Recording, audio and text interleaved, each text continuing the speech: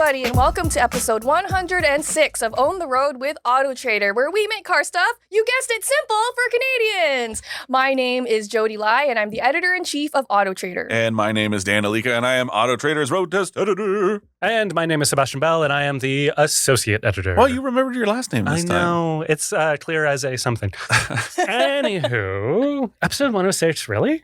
Really? Yeah, I know. That's and a lot of we've done episodes. so many episodes, and we've introduced them all in basically the exact same way, except for this minor variation. Chris, that can you came- do a supercut of Yeah. all the That introductions? came in, I want to say maybe in the 70s or 80s, you started doing the I Back when she feel was like I wearing was bell-bottom doing that pants, for yeah. for since the beginning. Chris is going to Check roll the it back.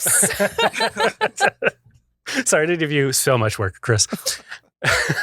There's a lot of lore around this podcast, okay? We've been doing it for a long time. That is true. Yeah.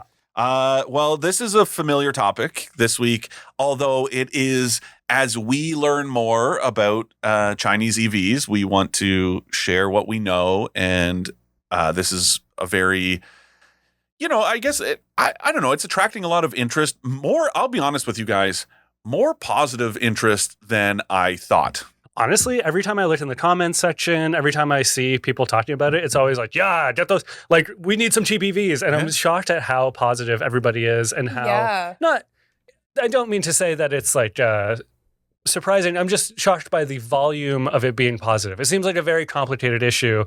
And by and large, the response to Chinese EVs coming in is like, about time. Overwhelmingly positive, and especially on our YouTube channel, Yeah. which, the commenters are pretty spicy sometimes on our YouTube channel, and they're like, yeah, let's stick it to the legacy automakers. Like, they're really on board. But Yeah. I would take it a step further and say that it is shocking because, generally speaking, the loudest voices are the ones with the worst to say. And a lot of the comments are very xenophobic and, hateful and hurtful. We've talked, on a previous episode about the anti-immigrant rhetoric that gets conjured up when talking about bad drivers, which is demonstrably false, but it still happens.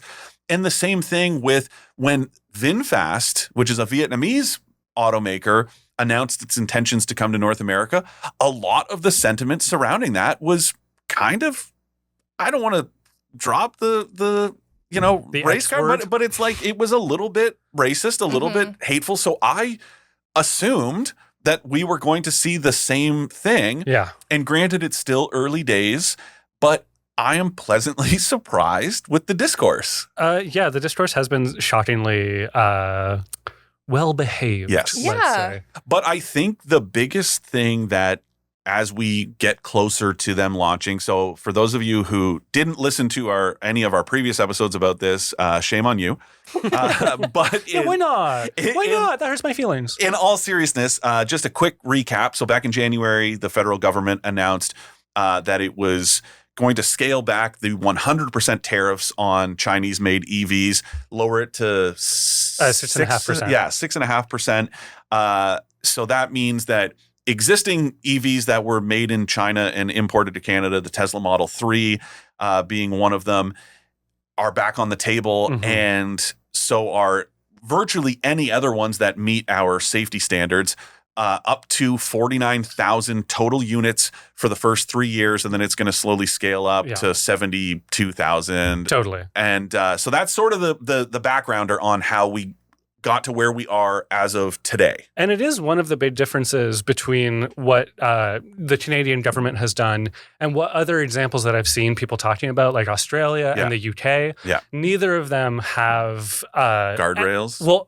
any tariffs Yes. on incoming Chinese EVs. And to be clear, the preferred tariff rate in Canada is it's not just for China. That's Yeah, that's totally. for all kinds of vehicles coming from all kinds of countries. Yeah. So that is one of the big differences between here and other places that are sort of thrown up as similar markets to Yes. Canada, and that makes us kind of a unique case. Absolutely. Very much so. Yeah, people are always trying to figure out, because it's still early days, right? Yeah. So people are really trying to figure out, pricing is a big one. Mhm. And it's not as easy as doing a one-to-one comparison No. between the prices in China and converted to our currency. Because like we said last time, there's just so many other additional costs that are that need to be taken into account. Well, totally. And also, the prices in China aren't necessarily reflective of what it costs to make those vehicles, because in China, there are price wars going on. Yeah. So all the automakers are trying to fight on price, which means that it's depressing the prices. Right. And one of the arguments that I've seen is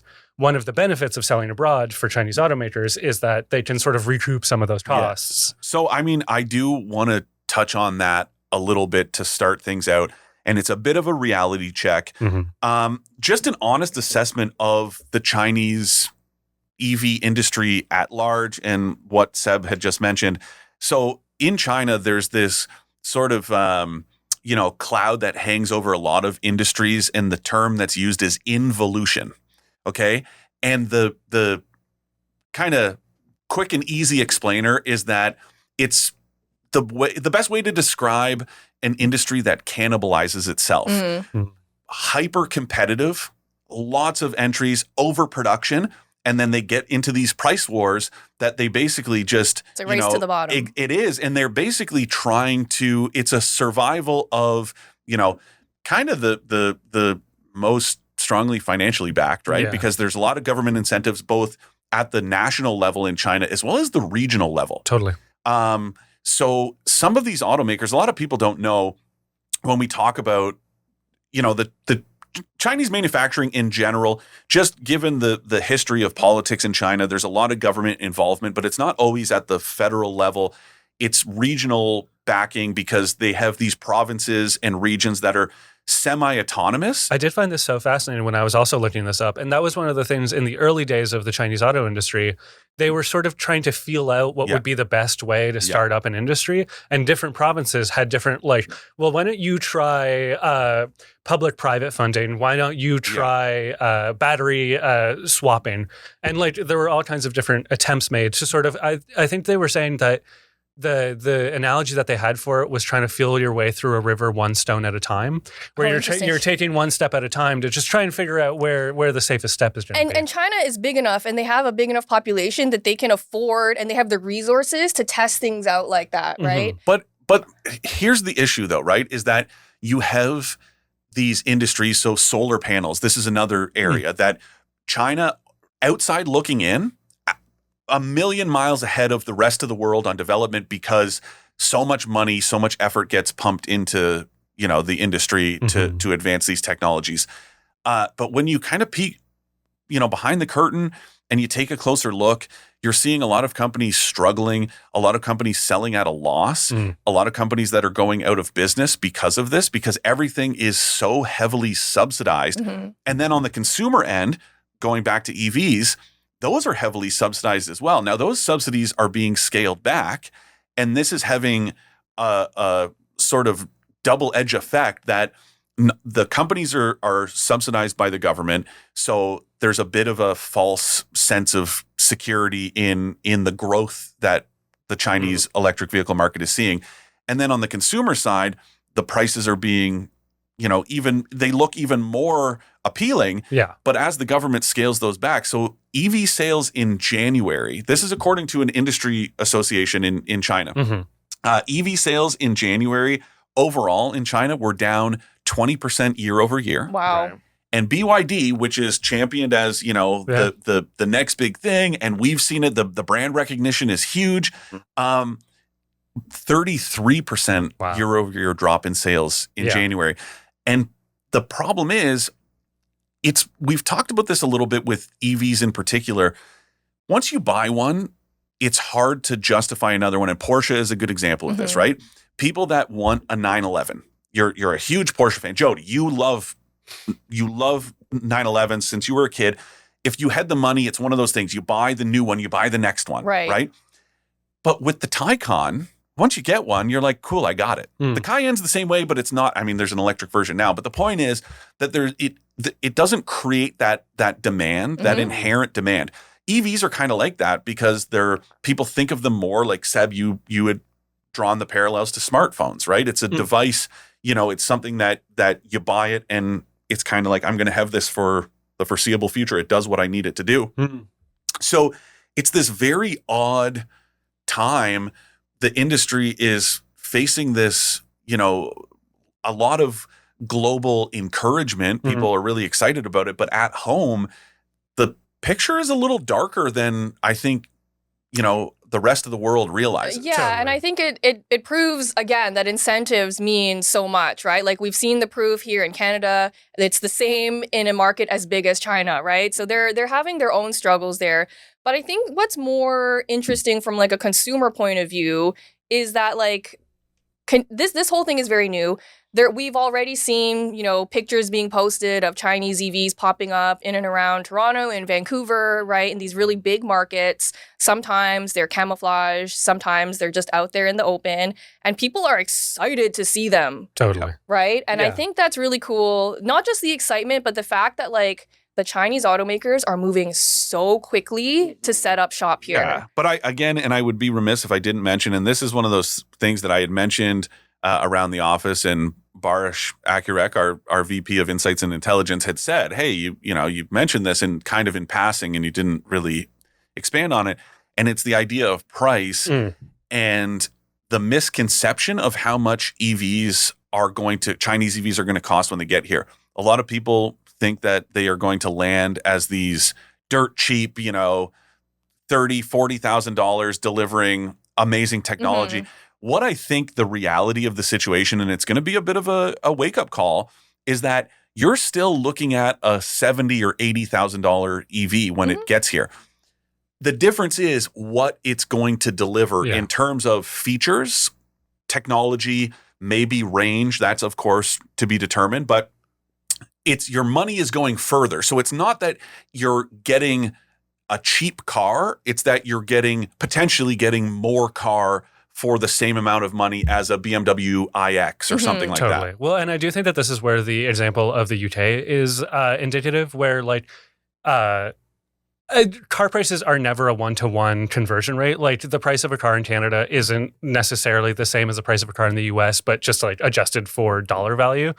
So it's always a different thing. It's always what the market can support. And that is certainly the case with Chinese EVs in the UK, where they have come in and they cost considerably more than they do in China. Like, I think some of the cars are selling in China for like the equivalent of $14,000, but in the UK, they're selling for more like 30,000 pounds. Yeah. And I think that it makes a lot of sense when you think about it, that when a company comes into a new market, they're going to price it to compete with the market. Yeah. So there is an amount that a lower price of production means that they can come in and undercut, but they're not going to undercut. They're not going to have the price of an EV just because, even if they could bring a car here business. for They need 30 to make grand. money at the end of the day. Well, right? it also it's one of those things where if you charge too little, you make yourself look cheap, and that's the problem, right? That's the Hyundai effect, right? With the Pony, people like to talk about that, and it's this idea that once you have the reputation of being a company that makes cheap products, Hard it's to recover. really hard to shake that reputation. But the other thing to consider is that, and I'm not a pessimist about this, but I'm just a realist. The UK has much more ambitious zero-emission vehicle targets than we have in Canada. Yeah. So even though the prices are higher than people were maybe expecting, but sales are still pretty strong. Yeah. But that's because they have to be. Whereas in Canada, we've scaled back what were somewhat ambitious plans compared to the UK. Ours weren't anywhere near as ambitious, but still, you could say like, oh, we were heading in that direction. Totally. Now that that's been scaled back, I'm just not sure the demand once the prices become a reality, because we've had conversations with people, and there's been a bit of a reality check of like, oh, when you factor in the cost of homologation, so how much, and we talked about this on the previous episode, how much it costs to bring a vehicle to market, all the testing, all the regulatory compliance that they have to, get these cars to just the testing itself costs a fortune. Yeah. They're not eating that. No, and then you have the shipping and the tariffs and all the other taxes, right? So there's, don't expect bargain basement, but you can expect maybe a bit more value for your money. Yeah. We haven't driven Chinese EVs yet. I'm so excited to do it because I'm so curious. And I know everyone listening is also very curious. Yeah. But one of our freelancers, Chris Sui, went to Beijing to as a guest of Geely, which owns Volvo and Polestar and is one of the one of the automakers that will be bringing cars into Canada.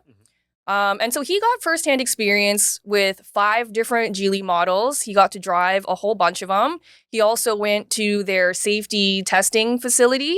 And then he also went to the Beijing Auto Show to get like a general feel of like what their market is like. So first of all, it's like the world's biggest auto show. I think square footage wise, it was like the biggest one in the world. But what was really interesting to me was his firsthand experience driving the cars, right? Because that's what is the most interesting to me. Yeah. And he's like, you know, I love Chris. But he can be described as a little bit grumpy. Hell yeah. He's like very critical of a lot of cars, right? Yeah. And I think this helps make him a good expert. I feel like he is balanced, but he errs on the crusty side of things. Yes. And I'll send him this episode, so we're not talking behind his back, right? And so he drove 5 cars. He basically said that most of them were good. I think 3 of them were good and pretty much felt like they were ready for our Canadian market. Yeah. And 2 of them were duds from a driving perspective, which to me makes a lot of sense. Well, I'm surprised to find out that the ones that were duds were largely the plug-in hybrids, which that is one more thing of the UK and Australia markets, is that one of the reasons that Chinese vehicles have taken over so much is because they're not restricted to EVs. They have plug-in hybrids and just like more traditional vehicles. But yeah, his experience with I think it was the EX2 was so cool. And also the idea that a car that costs the equivalent of $14,000 there has tech that can compete with the fanciest cars here. Yeah, and so he made it a point to talk about the tech and the screens and stuff like that. What was interesting is that a lot of these Chinese vehicles that he drove, they have buttons. Like not everything is centralized in the screen, right? I think that's one of maybe the misconceptions that a lot of people have, or that a lot of these new EVs are just going to be like one big screen. And that's not really the case, which I thought was very interesting. Yeah, and just two quick disclaimers. One, to Seb's point, in case you guys aren't familiar, is that as of right now, the agreement that the Canadian government struck with the Chinese government back in January only covers bringing electric vehicles in tariff-free. So the reason why Seb mentioned that plug-in hybrids and conventional hybrids are unique in the Australian and UK examples is that those cannot be imported into Canada as of right now on that preferred tariff rate. Those would still have 100% tariffs. And then the other just quick point is that, yes, Chris said that, you know, the 3 out of 5 were sort of in his eyes ready for market. That does not mean they're actually ready in terms of, we don't know what the crash standards are. Those things could crumble up like pop cans as far as we know, because we haven't seen those tested by Transport Canada just yet. Correct. Yeah. So they have been tested for other markets, like for the UK and for Australia. In some ways, though, we have stronger safety in some ways and comparable safety standards in others. So we have a not a unique market, but North America is a special market in that we have enormous vehicles on the road all the time that are more dangerous to small vehicles. Yeah, so they have to withstand wider open. Exactly. And also we have different driving conditions than Europe certainly and a lot of other markets, which I think is actually one of the things that I find interesting is that the Geely EX2, which is the $14,000 car with the really special tech, is still a really small car by our standards. And it would be a little bit bigger than a 500e, but a lot of these really, really cheap cars are more European in size than North American. And we're probably not going to get this one. Exactly. I'm just going to put it out there. It's like not, our market just won't work. I also think 2 other things that need to be talked about is the number of vehicles that will make their way in terms of models. We know that it's up to 49,000 total. But that's for an entire industry. Exactly. Yeah. And then the other thing to consider is, so how many vehicles each brand will bring? We're kind of figuring 1, maybe 2 in the first couple years. So that is a huge consideration as of right now. The other side of it is that, going back to that homologation point, so the UK has harmonized standards with the European Union. Therefore, the cost to bring cars is lower because you can spread that homologation cost out. Mm-hmm. Canada is harmonized with the US. Yeah. But since Chinese EVs are not, as of right now, coming to the US market, all of that cost is going to be sort of allocated to Canadian operations. Yeah. So there's no let's say that you want to bring a vehicle that's going to be sold in Canada and the US, they're going to test it, and that cost would be like, okay, well, either the US does it and we piggyback, or vice versa, split it, whatever. In this case, this is entirely vehicles for the Canadian market, Totally. and therefore that will not be. I do think that that's really interesting, though, because in the UK, Chinese, and both in the UK and Australia, Chinese automakers haven't set up manufacturing bases yet, which is like one of the complicated things about them coming in. But here we do have so in the UK, they're close to Europe, where there is a lot of manufacturing. Yeah.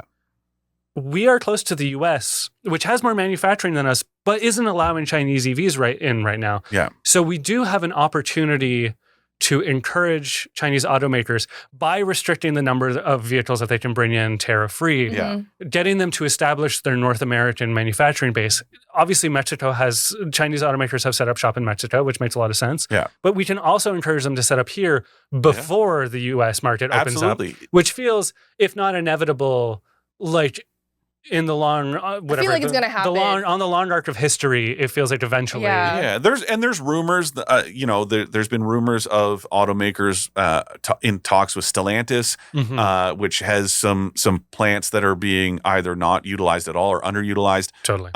Jodi and I have had conversations about automakers having sort of exploratory talks about setting up shop here. So, I mean, it is, right now, it's like we really are at day zero, right? Yeah, so totally. the opportunities are kind of boundless, but also a lot of it is going to be pie in the sky, and what becomes reality is, very. But then the other point to this is that those 49,000 vehicles. Okay, it's a small number, but it's obviously encouraging.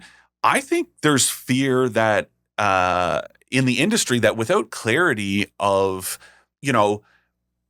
I guess, sort of allocation, right? You can't just, so to give you guys an idea, there are more than 400 unique EVs sold in the Chinese market. 400 entirely electric vehicles, okay? And there are dozens of brands. Now, some of them are, sort of badge engineered cars, whatever. Yeah. But I mean, the point is that there are dozens of brands that could come here. Well, if we just open the door and say, first come, first serve, that's not very appealing to these companies to be like, well, what if we get here and it's too late for us? So there's going to need to be some clarity on how many cars BYD can bring of that 49,000, how many cars Geely can bring, how many cars Chery can bring. And until that clarity comes into focus, I don't think we're going to see them as soon as some people hope. Yeah, I mean, that's a good point. Even considering how quickly these automakers are moving, they have a lot of regulatory hurdles to jump over. And just clarity from the government, which is normal, but just to say, hey, federal government, how many are we allowed to bring? Because they have capacity, right? Right now, the estimates are that there's 30% of Chinese automaking capacity is entirely unused.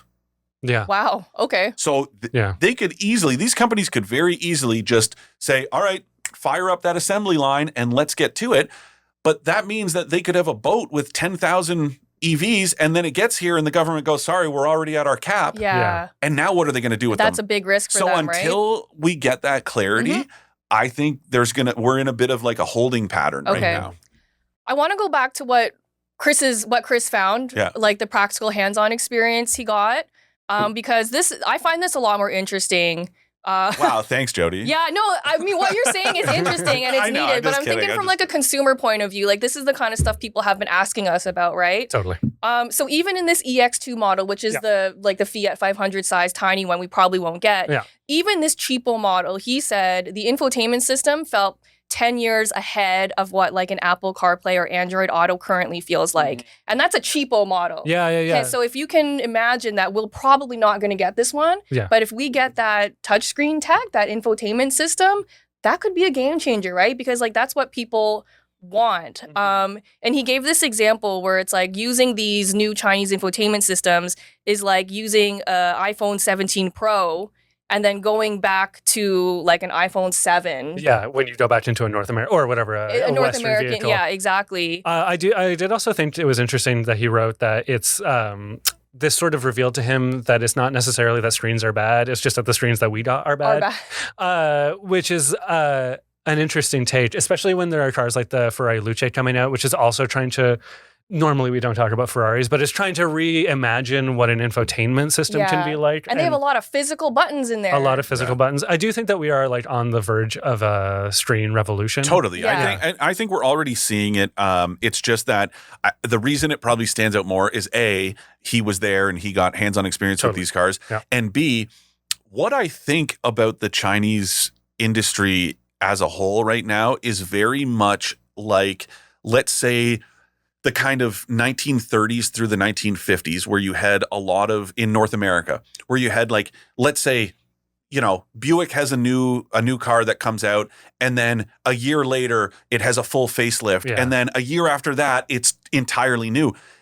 The Chinese EV market is very much like that right now, where there's a lot of rapid changeover, whereas here we see usually 6 to 8 years is the average model life cycle. Mm-hmm. So it takes a little bit longer for these changes to make their way to our market because they want to amortize the cost of that development. And it does. That's pretty typical of industries where competing on price, where they have sort of bottomed out on price. Yeah. So all of us, you need to compete in a different way. Yeah. And in the way that you do that is by innovating a lot. Yes. That's why flights used to be sick and now they're awful. Because they're now they can compete on price. Yeah. But yeah, that makes a lot of sense. It's just it's one of those things. But I mean, if you look at the Subaru Outback, buttons now with a portrait oriented infotainment screen, and that is a huge shift away from 2016, 2017 when Subaru started going to that awful portrait oriented one. Yeah. And then GM is the same, right? The Chevrolet Equinox, when that came out a couple years ago, nice landscape oriented touchscreen. Great physical climate controls. So even brands that have embraced touch integration are moving back towards something that's a bit of a happy medium. It just takes a little bit of time to actually show up in the market. Absolutely. And then the other thing Chris was saying was that Geely also, like you said, they don't want to come into the market as a cheap automaker. Yeah. And they also have their own, luxury arms making vehicles for their market. And it's not crazy to think that we could get some of those vehicles too, right? And it's too early to know, of course. But what he was saying was that he drove a Zeekr 7X, which is their luxury arm. He said that a Honda-priced vehicle was offering Bentley-like features, which is crazy, but again, it just puts into context that value equation that we were talking about. And also, that you got to take a look. So on the surface, that seems awesome and whatever, but it's like, who's paying for that? Because sure, it's not the consumer right now, but somebody, whether it's Geely losing money, whether it's the government coming in and subsidizing it to the point that technology can be delivered in a Honda-like price tag. But I'm telling you right now, that ain't making it to our shores. Not the vehicle itself, but the price point that technology is arriving. But I think he did some napkin math, and he's like, okay, this car starts at around $40,000 in China, converted for Canada, our currency, which we know it's not a one-to-one. He's like, even if you double it, add on all the costs for shipping, homologation, all this stuff, tariffs, it's still considered a bargain. Even a Lexus even something at a Lexus price with Bentley features is still a pretty good bargain. Yeah. But I mean, that brings us back to the reality check of, sure, people are excited about it. Would you pay, let's say that car, I'll be the optimist here and say that it's $80,000 for this amazing technical showpiece. It's got all the luxury features and it's $80,000. Would you shell out for a car from a brand that you've never heard of, that nobody you know has experience with. Well, that's the thing. And that's the problem that, like, I don't know, Genesis bumps into, because Yeah. they're charging BMW and Mercedes Yeah. money for a brand without that recognition and Exactly. history, right? So it is an uphill battle. And that's even though Genesis people don't necessarily know, you can quickly get educated and go, oh, okay, well, it's Hyundai and it's this enormous company and it's been around for however many years. Mhm. There's a little bit of comfort, and you see them in your neighbors' driveways and you see them at the grocery store or whatever. But with these unknown, and look at VinFast, right? VinFast is gone. And I know we're going to talk about this on the next episode, so I don't want to get into it too much. But like VinFast is charging what I think are reasonable prices given the vehicles themselves. Totally. And it is a struggle and a half for that company. Yeah, think- but I kind of disagree that I don't think what they're asking is worth what they're giving. But I'm saying, no, I'm saying like they're charging what's a reasonable price so that VinFast is not losing Right. money. I see. Otherwise, because Yeah. VinFast doesn't have the luxury that these Chinese brands do, where the government is propping the company up, right? Like it's an independent company that is privately owned. I mean, there was an IPO, but the point is, Yeah. it's not government subsidized to the point of undercutting. It's trying to not undercut itself and become a cheap brand. So charging $80,000 for the VF9 Yeah. makes sense. But I will say that I think the value proposition is different on It a is. VF9. I think the VF9 tech and the driving experience. It feels are- behind. Yeah. But I agree. But I'm saying, like, what's the alternative? Either VinFast doesn't sell the vehicle. No, but what I'm saying is that a 7X, if we are to take Chris's experience of it, Yeah. and say that, okay, so it's coming in at Lexus price, Mhm. and it offers technology that is whiz-bang and that is like kind of cool. I think that is a different prospect than a VinFast. I think so too, because you see what you're getting for the money. Yeah. Right? And But I how think do you there's enough see it? early How do you adopters. get people in the? I mean, we'll see. We know right? it's going to be a We'll struggle, see. but I'm Yeah, saying yeah. if you want to razzle dazzle us, you either have to do it on price or on features. And if you can't do it on price, you got to do it on features. And I think that's still what they're don't. doing. I'm just more pessimistic. Like, I'm still in this boat of like, and I don't mean pessimistic of the vehicles. I mean the actual market response. Yeah. Right? It's like the whole thing with paint colors, right?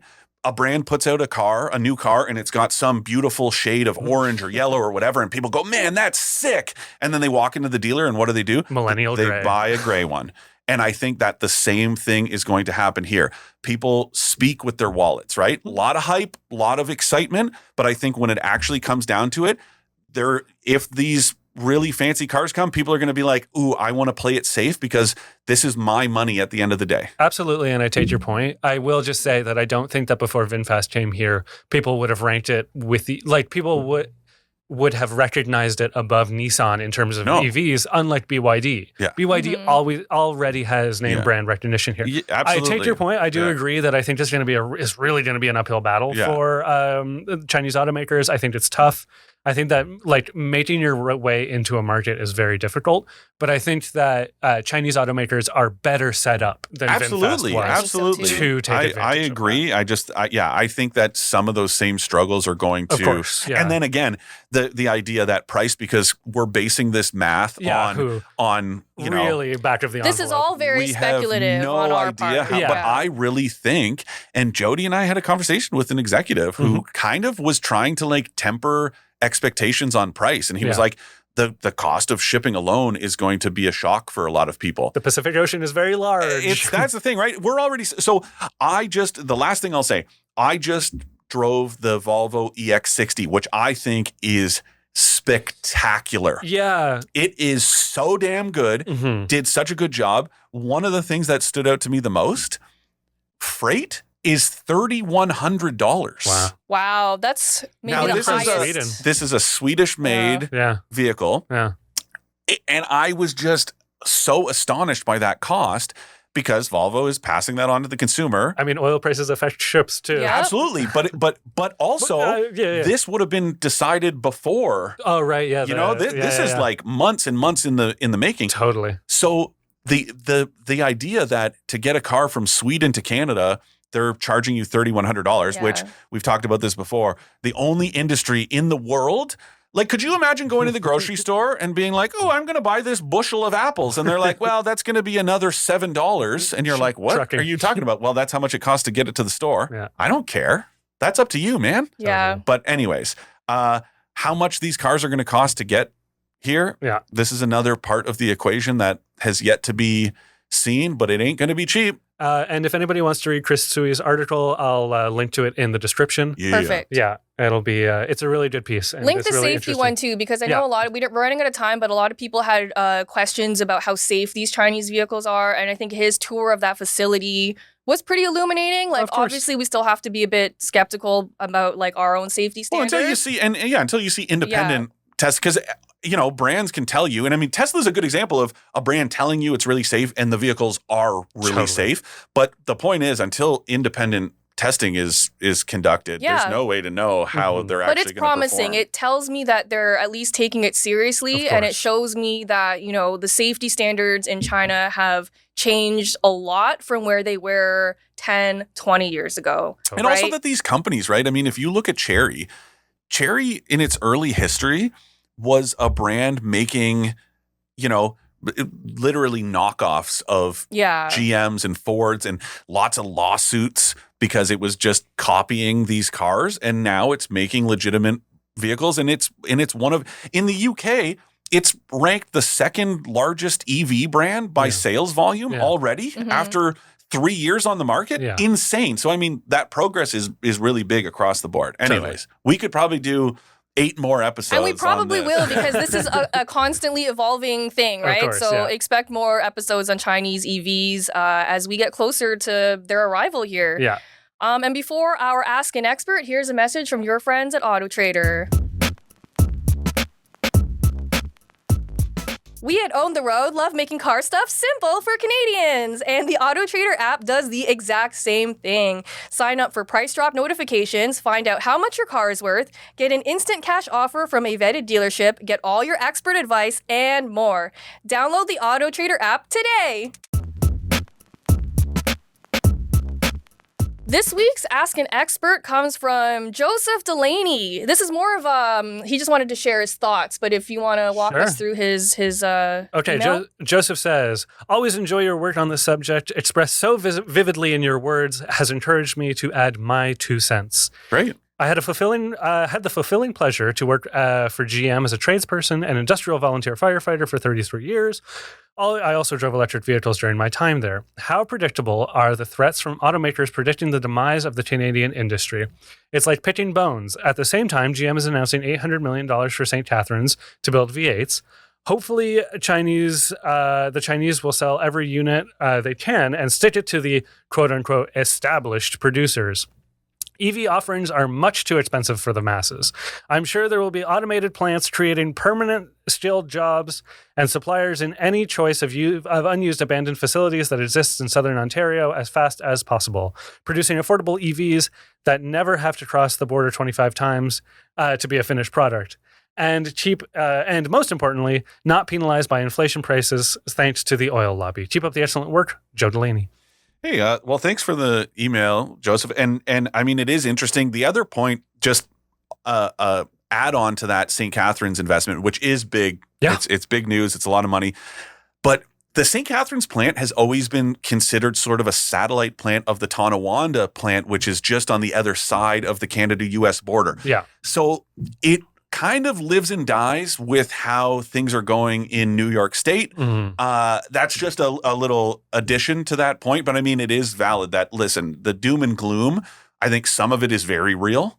But I think to Joseph's point, a lot of it is overblown. And like we always remind people, when these big warnings come out from, the global automakers of Canada, just don't forget that these are lobby groups. Yeah. Mm-hmm. Their entire mission statement is to scare people into whether it's more funding, whether it's more support, less red tape, whatever it is, that's their job. So kind of take it with a grain of salt.